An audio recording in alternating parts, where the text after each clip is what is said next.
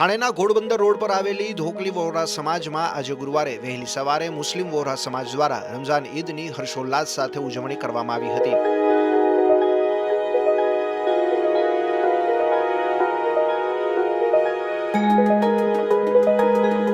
વહેલી સવારે 6 વાગ્યે સમાજના સેંકડો લોકો મસ્જિદમાં એકઠા થયા હતા અને સામૂહિક નમાઝ અદા કરી હતી.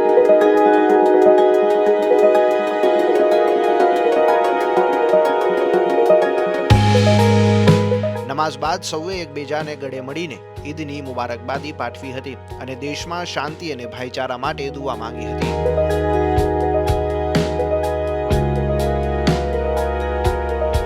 વોહરા સમાજની આ પરંપરા મુજબ વહેલી સવારે નમાઝ પઢીને તહેવારની પવિત્ર શરૂઆત કરવામાં આવી હતી.